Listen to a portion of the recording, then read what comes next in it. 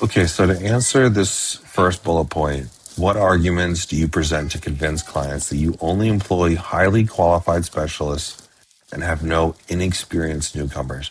Well, the first thing I do is that I just make it very clear that, like, I do the vast majority of all the client work, even to this day, even like as the founder, I'm still doing and writing the pitches and coming up with the creative direction and helping to strategize and not strategize at like a, high level. Oh, we should generally go into this big picture idea. No, I'm like, we have a specific thing that we need to tackle. I will get into the weeds with them and strategize our way through it. However, what I'm able to do is then hire people like Lindsay and Kayla, freelancers, Daisy, that help me with execution so that my day gets supercharged in a way. I can do way more than like one single individual could do because I have a team that I know where their strengths and their weaknesses are, and I'm able to deploy them in very specific ways. For example, if I might write the creative pitch for a client to solve a very specific launch, news thing, whatever it is that they have that they want to tackle, I might then lean on Lindsay to create the media list because she knows how to do that with the software that we use, which is like basically the list of everybody that we're going to be targeting. I will provide her the pitch that we should use. She'll send it off using the software that we use to do that and handle any sort of logistical follow-ups. If there are other things when it comes to, oh, we need to prepare somebody for an interview, I'll have Lindsay put together a skeleton and fill out the things that are, basic. And then I'll come in and add the color, right? So it's kind of one of these things where, and I'll do this with not just Lindsay, but with other freelancers. I'll do this with, our admin, Kayla, like who's constantly scanning every single team meeting that we have and immediately turning that around and putting those into action items for us, is scanning for opportunities for clients where there might be like a fast commentary opportunity on some publication where a writer is looking for a client to, add some, color commentary or some source for something they're working on. I'll have someone flag that. So as opposed to me having to actually, I could not physically, there's not enough time in a day to do the amount of work that I do for clients just being one person.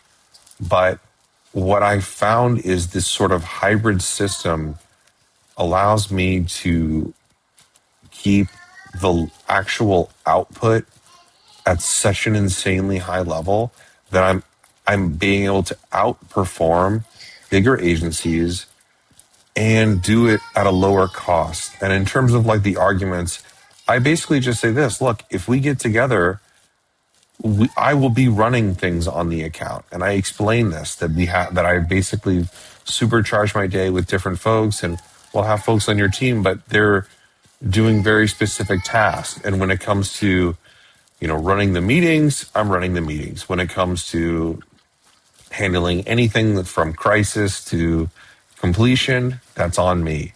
And when it comes to anything that's important, I'm going to be taking a look at it and getting my hands dirty. So I think in terms of like the arguments, that is the main one. And then the other thing too, like that it's a sort of a convincing thing is like, if there is, in terms of this freelancer network, right?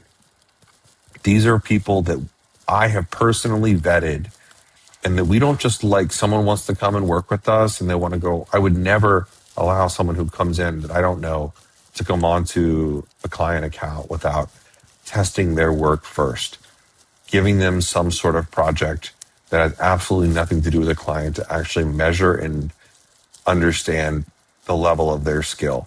So I am personally vetting everything that happens with potentially any new freelancers.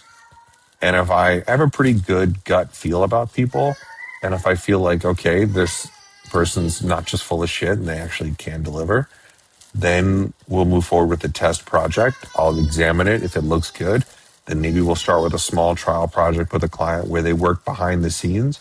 And if that looks good, then maybe I'll then just roll them into actually introducing them to clients and bringing them onto the accounts. And then from there, I know that I can trust them, and then I can just bring them on from the get go.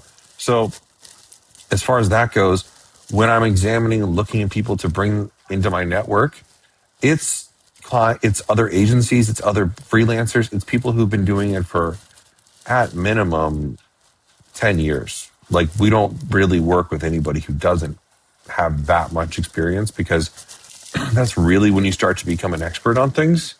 So what is it, 10,000 hours or something? So like, for us, this, I think, from an argument perspective, the fact that we've structured teams with myself at the front and doing all of the strategic stuff, and then also having freelancers that have a minimum of 10 years of highly trained, specialized experience, or they wouldn't be in our network. Yeah, it's not really something that I find clients really need to talk too much about. But that, if like I was pressed on it, that's what I would say. And then in terms of the second question, what arguments can you present to convince clients that you offer better quality communication and expertise? Well, I think, for starters, I think that a lot of my work does speak for itself. And granted, it isn't necessarily the easiest to find on my website, nor is it maybe displayed or expressed in a way that really connects with a client or a potential client in maybe the best possible way that could. But I often believe that people are pretty simple. They come into my website looking to get exposure, awareness, attention, and they have all these places in mind. They want to be in TechCrunch, they want to be in Fast Company, they want to be in Wired, they want to be in Wall Street Journal. And I've done that for so long that I can give an example to anybody who wants to see one on pretty much any publication. That's for starters. The second is that my model is fundamentally different from anything that they've ever experienced, because no other traditional PR agency is basically doing a hybrid model like this, where like their managing partners are actually involved in the day to day and able to actually offer that sort of intelligent strategy and strategic work at a day to day level. So I think the argument of like having a real experienced partner is already goes pretty far. Speaking to the problems that they probably already have. Every single one of my clients who's like been burned by a past PR agency is like nodding their head when I'm talking about all the problems with the traditional model. And that, I think, is basically like a really powerful way to get people, like, they're already like, they're bought in from the moment that they go, oh God, this guy gets it. He's like, and I love that you're doing something different. And then, the fact that if someone tells me their sort of problems on the phone, and and I'm consulting with them during this 30-minute call, I'm already offering up good ideas for them and sort of counsel and guidance without charging them. I'm giving them good, this is what I would do. This is what I would think would be the way forward. And that kind of convinces them, again, I think as well, that like, oh, this guy knows what he's doing, and these are good ideas. And as opposed to like maybe a generic PR conversation where you don't really know what they're going to do, and they're just saying, trust us, sign the contract, and then we'll figure it out. So I think those are all kind of the arguments for convincing that I make. And then the next one, what arguments can you present to convince clients that you do not follow templates in different cases? Well, we have never done this. I mean, frankly, because of the fact that so many of our clients are so diverse. It doesn't even really, we can't just like reuse stuff. It doesn't work that way. Every single time we have to create work around a client, it's with a different problem, a different product, a different founder, a different industry, a different media target, a different conference, and so on and so on and so on. You can't really just use a template.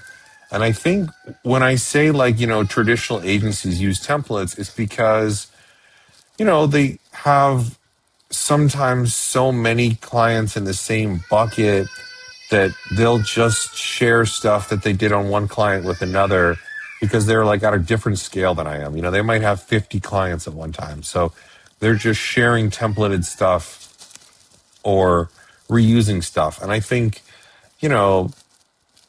the vast majority, I don't have that many clients at any given time. So, and every one of my clients is in a different industry, in a different sector at any given time.